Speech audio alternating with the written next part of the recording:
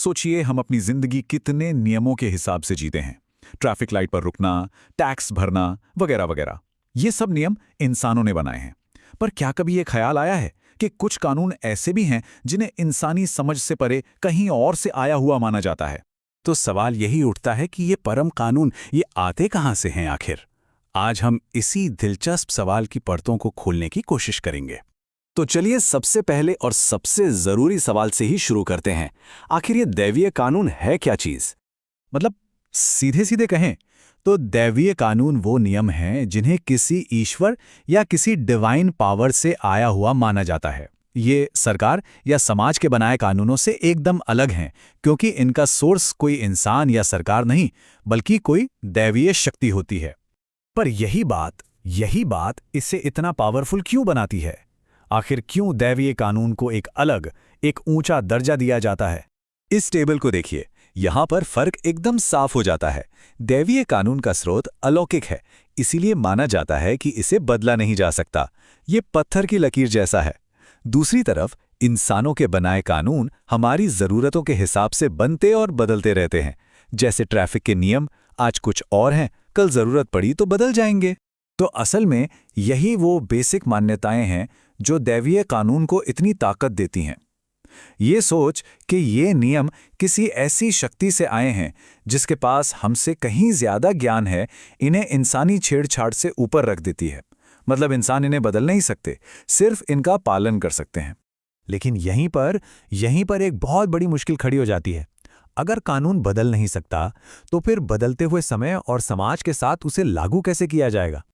और देखिए, असली टकराव यहीं से शुरू होता है। एक तरफ तो है वो कानून जो कह सकते हैं पत्थर की लकीर है, और दूसरी तरफ हैं हम इंसान जो हर चीज का मतलब अपने अपने हिसाब से निकालते हैं।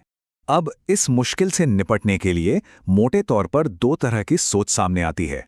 एक तरफ वो लोग हैं जो कहते हैं भाई कानून जैसा लिखा है बस वैसा ही मानो, कोई बदलाव नहीं, चाहे दुनिया कितनी भी बदल जाए।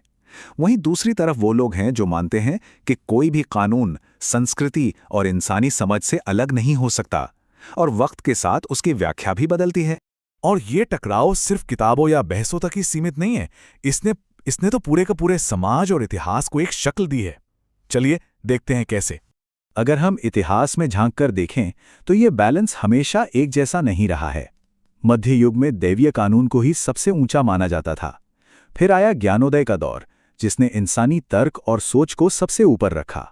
और फिर आज के मॉडर्न जमाने में धर्म और कानून को अलग अलग रखने की सोच ने दैवीय कानून के रोल को काफी हद तक व्यक्तिगत बना दिया है।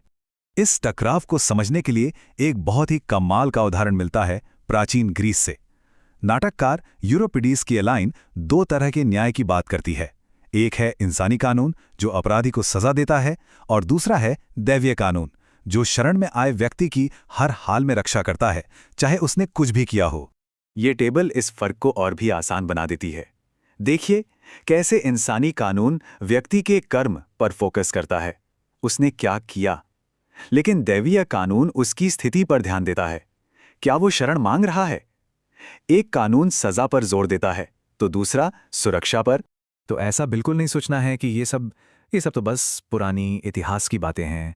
ये संघर्ष आज भी हमारे समाज में जिंदा है। और असल में यही इस पूरे डिस्कशन का निचोड़ है। एक ऐसा कानून जो कभी नहीं बदलता, उसे इस लगातार बदलती दुनिया में लागू कैसे किया जाए, यही वो बुनियादी सवाल है जो आज भी उतना ही अहम है। और यही सवाल आज हम सबके सामने खड़ा है।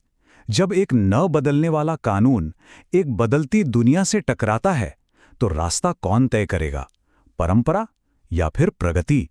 और सबसे बड़ा सवाल, ये फैसला आखिर लेगा कौन?